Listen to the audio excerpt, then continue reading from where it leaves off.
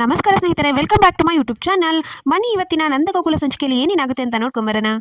ಇದನ್ನ ಸಂಚಿಕೆಯಲ್ಲಿ ಮೀನಾ ಅವ್ರ ಅತ್ತೆಗೆ ಕೇಳ್ತಾಳೆ, ನನ್ನ ಮಾವನಿಗೆ ಯಾರಾದರೂ ಬಂದು ಹೊಡೆದ್ರೆ ಸುಮ್ಮನೆ ಇರ್ತೀರಾ ಅಂತ ಕೇಳಿದ ತಕ್ಷಣ ಗಿರಿಜಾ, ನಾನೇ ಸುಮ್ಮನೆ ಇರಲಿ, ನನ್ನ ಗಂಡನ ಹೊಡೆದ್ರೆ ನಾನು ಸುಮ್ಮನೆ ಇರ್ತೀನಿ, ಅವ್ರನ್ನ ಚಚಾಕ್ತೀನಿ ಅಂತ ಕೈ ಮಾಡ್ತಿರ್ತಾಳೆ. ಅಷ್ಟರಲ್ಲಿ ನಾನು ಅದನ್ನೇ ಮಾಡಿದ್ದು ಅತ್ತೆ, ಸುಮ್ಮನೆ ಇರಲಿ, ಅದು ಸರಿ, ಇವಾಗ ತಡ ಆಗಿದೆ, ಹೋಗಿ ಮಲ್ಕೋ ಅಂತ ಗಿರಿಜಾ ಹೇಳಿ ಕಳಿಸ್ತಾಳೆ.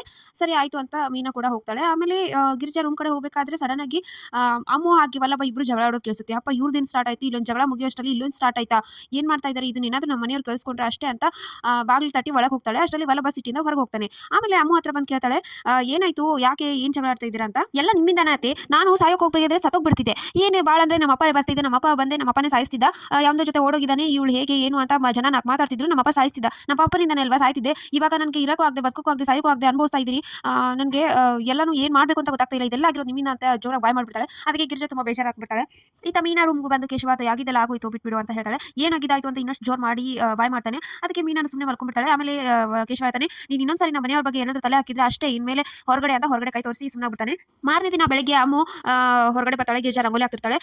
ಅತ್ತೆ ನಾನು ಹಾಕ್ಲಾ ಅತ್ತೆ, ನೀವೇ ಹಾಕ್ತಾ ಇದ್ದೀರಾ, ನಾನು ಹಾಕ್ತೀನಿ ಅಂತ ಎಷ್ಟೊಂದು ಮಾತಾಡ್ಸಕ್ಕೆ ಟ್ರೈ ಮಾಡ್ತಾಳೆ. ಆದರೆ ಗಿರಿಜಾ ಮಾತಾಡೋದಿಲ್ಲ ಬೇಜಾರಿಂದ. ಸಾರಿ ಅತ್ತೆ, ನಾನೆಲ್ಲ ಆ ಥರ ಮಾತಾಡಬಾರ್ದಾಗಿತ್ತು, ವಲ್ಲಭ ನನಗೆ ಇದನ್ನ ಮಾಡಿದ, ಅದರಿಂದ ಆ ಕೋಪ ನಿಮ್ಮ ಮೇಲೆ ಹಾಕ್ಬಿಟ್ಟೆ, ಸಾರಿ ಅಂತ ಕೇಳಿದ್ರು ಗಿರಿಜಾ ಸುಮ್ಮನೆ ಹೋಗ್ಬಿಡ್ತಾಳೆ.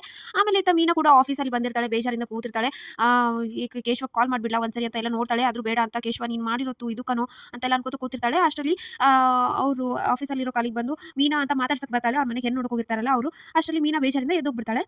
ಈತ ಕೇಶವ ಮೀನಾ ನೋಡ್ತಿರ್ತಾನೆ. ಅಮ್ಮಮ್ಮ ಅಂತ ಕರೀತಾನೆ. ಯಾಕೋ ಏನಾಯ್ತು ಅಂತ. ನಾನು ಹೆಂಡ್ತಿ ನೋಡಿದ್ಯಾ ಅಂತ. ಏನು ನಿನ್ನೆ ಜಗಳ ಮಾಡೋಗಿ ಮಾಡಿ ಇವತ್ತು ಬಂದು ನನ್ನನ್ನು ಕೇಳೋದಾ, ನೀನು ಹೆಂಡ್ತಿ ನಿನಗೆ ಗೊತ್ತು, ಸುಮ್ಮನೆ ಯಾವುದೋ ವಿಷಯಕ್ಕೆಲ್ಲ ತಲೆ ಹಾಕಿ ಇದನ್ನು ಮಾಡೋದು, ಆಮೇಲೆ ಬಂದು ನನಗೆ ಅನ್ನೋದಾ, ನಾನೊಬ್ಳು ಇದೀನಿ ಈ ಮನೆಯಲ್ಲಿ ಅಂತ ಅಮ್ಮ ಗಿರಿಜಾ ಕೂಗಾಡ್ತಾ ಹೋಗ್ತಾಳೆ.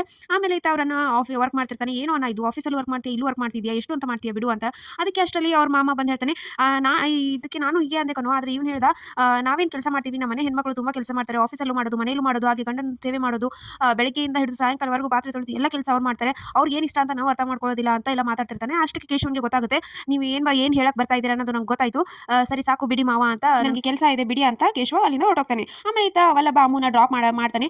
ಇದೇ ಪಾಯಿಂಟ್ಗೆ ಸರಿಯಾಗಿ ಬಂದ್ಬಿಡು ಅಂತ ಎಲ್ಲ ಹೇಳ್ತಿರ್ತಾನೆ. ಇದನ್ನೆಲ್ಲ ಅವ್ರ ಫ್ರೆಂಡ್ಸ್ ಎಲ್ಲ ಕೇಳಿಸ್ಕೊಂಡ್ಬಿಡ್ತಾರೆ. ಆಮೇಲೆ ಏನು ನೀವು ಇಬ್ರು ಇಲ್ಲಿ ಅಂತ ಕೇಳಿದ ತಕ್ಷಣ ಇವಳು ನನ್ನ ಹತ್ರ ಸಾರಿ ಕೇಳಕ್ ಬಂದಿದ್ದು ಅದಕ್ಕೆ ಅಂತ ವಲ್ಲಭ ಹೇಳ್ತಾನೆ. ನಾನೇ ಕಿವ್ನ ಹತ್ರ ಸಾರಿ ಕೇಳಿ ಅಂತ. ಅಲ್ಲೇ ಇಬ್ರದ್ದು ಕೋಳಿ ಜಗಳ ಸ್ಟಾರ್ಟ್ ಆಗುತ್ತೆ.